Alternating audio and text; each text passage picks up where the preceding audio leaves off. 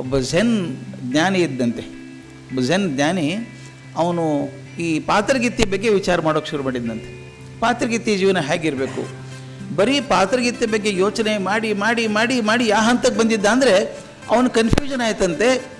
ನನ್ನ ಕನಸಿನಲ್ಲಿ ಬರೋದು ಪಾತ್ರಗೀತೆನೋ ಅಥವಾ ಪಾತ್ರಗೀತೆ ಕನಸಲ್ಲಿ ನಾನು ಬಂದಿದ್ದೇನೋ ಅಂತ. ಈ ದ್ವಂದ್ವ ಬಂದರೆ ಹಂಗೆ ಆಗಿಬಿಡ್ತದೆ.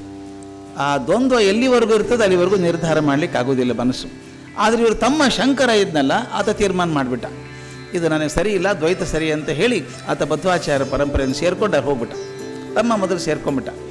ಹೋಗ್ಬಿಟ್ಟು ಆ ಇಡೀ ಮಾಧ್ವ ಸಿದ್ಧಾಂತದ ಲೈಬ್ರರಿ ಅಂತ ಏನು ಮಾಡಿದ್ರು ಅದಕ್ಕೆ ಇನ್ಚಾರ್ಜ್ ಆಗಿಬಿಟ್ಟ ಶಂಕರ. ಅದ್ಭುತ ಕತೆ ಹೆಂಗಿದೆ ನೋಡಿ. ತಮ್ಮ ಹೋಗ್ಬಿಟ್ಟ. ಆ ವೇಳೆಗೆ ಸಾಕಷ್ಟು ಜನ ಮಧ್ವರ ಕೀರ್ತಿಯನ್ನು ಕೇಳಿದ್ರು. ಅದ್ವೈತ ಅನುಯಾಯಿಗಳೆಲ್ಲ ತ್ರಿವಿಕ್ರಮ ಪಂಡಿತರ ಹತ್ರ ಬಂದು, ಅತ್ಯಂತ ಚತುರ ವಾಗ್ಮಿ ಮಧ್ವರು ಅಂತ ಕೇಳಿದ್ದೀವಿ,